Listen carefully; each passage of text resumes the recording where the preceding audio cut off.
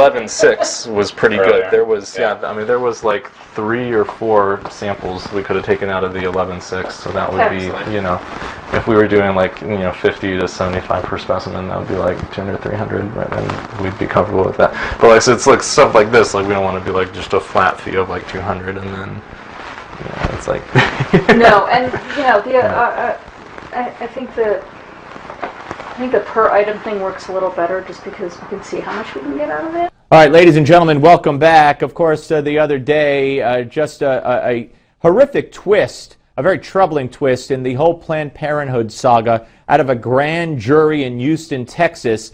The grand jury not only did not indict Planned Parenthood over what we saw on those many, many videos, what they did was they turned it around and indicted 2 members of the group, the Center for Medical Progress, which was responsible for those videos, and charged them with tampering with a government record, and that's a felony, and other charges as well. Joining us now, Congressman Diane Black of the great state of Tennessee, a member of the House Ways and Means Committee and member of the House Budget Committee.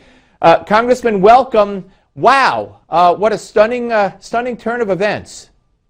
It really is, and one that I'm just continuing to try to wrap my head around, how it is that you can charge the organization that has exposed the potentially illegal trafficking of baby body parts with a felony, and yet, and that's actually for trying to purchase fetal tissue, which they did not do. They, as we all know, were undercover, and yet Planned Parenthood that's been selling the tissue was not indicted. So kind of a strange twist, as you've already said. No, a very strange twist, and I'm no lawyer, but I guess it was the same grand jury. Is that, I don't know, is that weird? Is that strange? I mean, to me, you don't bring a criminal, for instance, probably a poor analogy. You don't bring the cop and a criminal into the grand jury and say, okay, which one would you like to indict, kind of with the same grand jury? It doesn't make a lot of sense to me.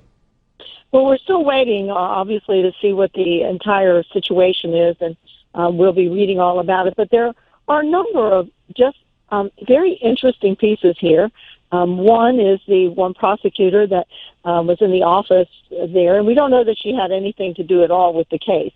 But the fact that she is a supporter of Planned Parenthood, serves on their board, and raised funds for that particular affiliate, even though she wasn't part of the case, it still does raise a red flag as to what kind of influence there may have been there. So there are still questions to be asked and answers to be found about just what did happen here. And I guess the other thing that really concerns me is if we're saying investigative reporting is going to just be totally outlawed by folks that say, no, you can't do that, then what about these other organizations where we see them clearly doing investigative reporting, and there's not any question about that, such as animal rights. We see them enter into different places, and the thing they get charged with is trespassing. But this is not trespassing because obviously they were out in the marketplace having lunch, and that's not a trespass. No. So there are questions to be asked, but I think this is one of those situations where you demonize the one who has exposed the illegal activity while letting the other one get away with what they've been doing. And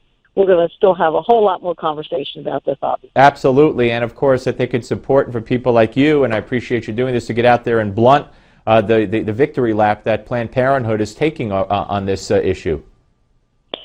Well, we know that Planned Parenthood is the biggest abortion-producing industry in the entire country.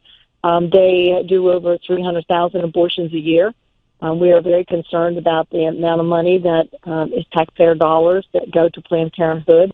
They try to continue to say that none of that is used for abortions, but that money is fungible. On one side of the wall, you do preventative health care. On the other side of the wall, you do abortions. It's awfully hard to say who's paying the light, the rent, so on. Right. So there are lots of questions. And I will tell you at the end of the day, for me, what this is doing is bringing to light Planned Parenthood and what they are about. They're a big abortion industry that makes money off of Well, this. keep shining that light, Congressman, and as a member of very important committees that help fund that, I hope you guys, I know I'm not accusing you, stick to your guns and can defund it in a new administration. Thank you very much, Congressman. Appreciate it. Thank you for letting the American people know and changing hearts and My minds. pleasure. Thank you. We're coming back with more. Don't go away.